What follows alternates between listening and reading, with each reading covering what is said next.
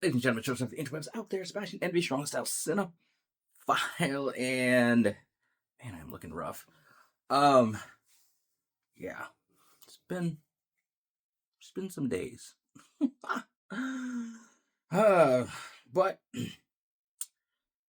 times like this, you have to stick to the mantra of control what you can control and focus on stuff that makes you happy. Um,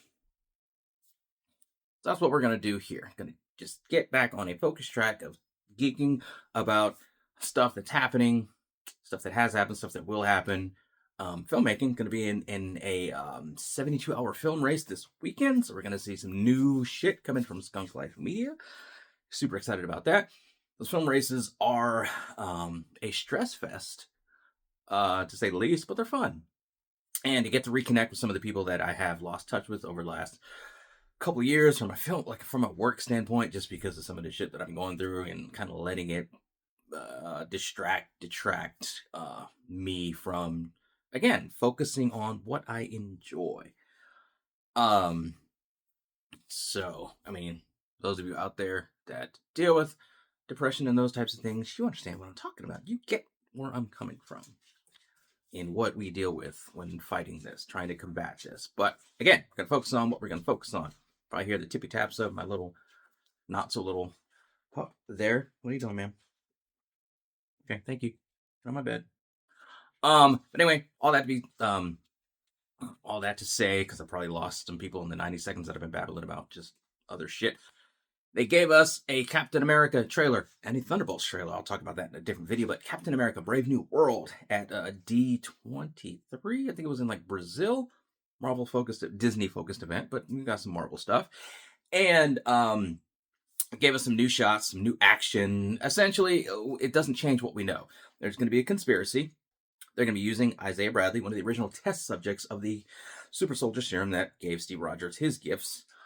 We know that the leader is going to be somewhere in there, stirring up some machinations. So it's the leader, having him play a part in sort of political government type of stuff doesn't exactly scream leader. But again, I'm not a super like leader guy. I was never a big Hulk guy, so the only real exposure to the leader, honestly, was in the Hulk animated cartoon.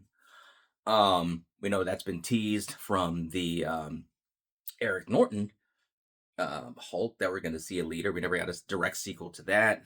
Hulk's film rights, yada yada yada. But now we're going to see him in this.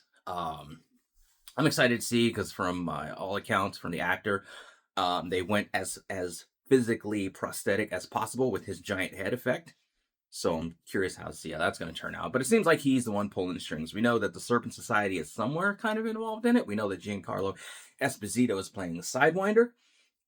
We know that Falcon is back. Falcon's going to have the his little sidekick from Falcon and Winter Soldier as the new Falcon, and thus he is the new Captain America. If you're looking at the Marvel Legends action figures, you can kind of see what they might look like. And I mean, we've seen his costume, but see what Joaquin is going to be wearing, flying around in. But again, those are always going off of early, um, concept art. So may not be as accurate, but still cool to see if you kind of want to get a little bit of a look at what they might look like for the upcoming film. We know that Thunderbolt Ross is Red Hulk in the comics. He's going to be Red Hulk in here. And I've seen so many people bitching and moaning, complaining about how, oh, Falcon would never last against the Red Hulk and plot armor and, this and that. I'm like, people are bitching about whether or not he could take on the Hulk. Any comic book character can take on anybody, depending on the storyline and the writer. Any character could have plot armor sufficient enough to take on, the Juggernaut, or, I'm looking at my cabinet here, like the Hulk, or Ulik, or Chode, or the Rhino, or like the Super Adaptoid. Like, any character could like take them on and beat them. It just depends on the writing and the story and what's supposed to happen. Like, it's just like, really, we're still here in a comic book movie bitching about like realism. Like, come on, people. But I felt with this latest trailer, the movie drops, I think, what, Valentine's Day next year. So take your missus, take your partners out to go see it on Valentine's Day. I'll be there day one. Um, um, but just the tone of the editing in the trailer and some of these lines that they were throwing in as the trailer was going on. Like I feel like, and with the whole political intrigue and oh, there's a conspiracy, there's danger in your circle, blah blah blah.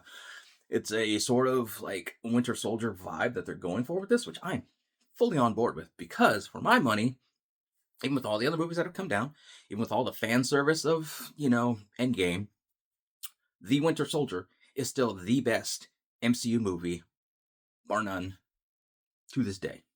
Like that's a movie I will go watch on purpose. There are other movies that I'll like fire up on Disney Plus and watch. If I still had TV and it was like on TNT, and they were showing a Marvel movie or FX or something like that, and I was just channel surfing and I happened to come across it, I might stick with it. But The Winter Soldier is one that will actively go on my Disney Plus and rewatch because it's a phenomenal film.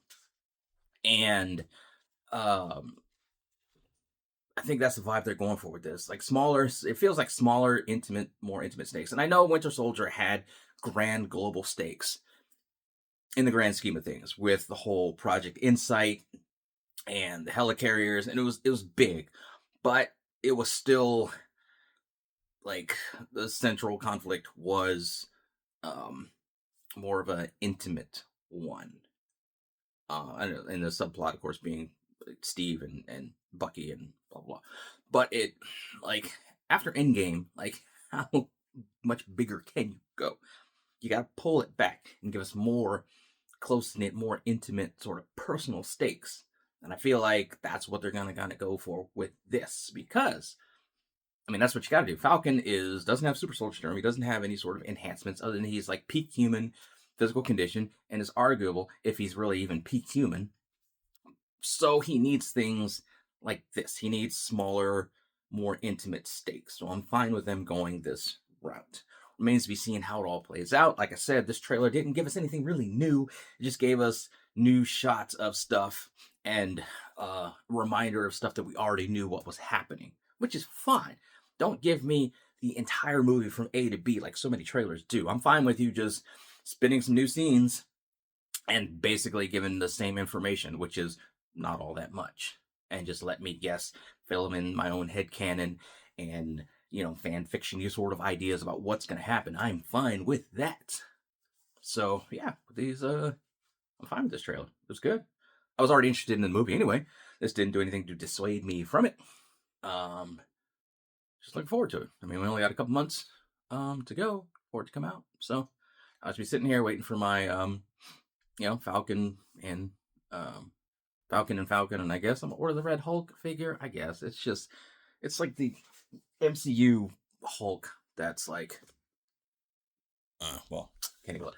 It's down there somewhere, and just like painted green. So I mean, it's it is what it is. But it's like for the sake of the completionist in me, needs it, I guess.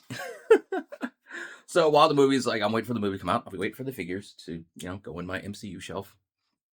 And yeah, I guess we'll see how it plays out. We'll all find out together as we always do in the end. Right? Anyway, those are my thoughts on it, scattered as they often are. What do you guys out there think? Let me know in the comments below. Follow me on social media. Talk to me there. Talk to me here. Till next time, of course, and always let us geek.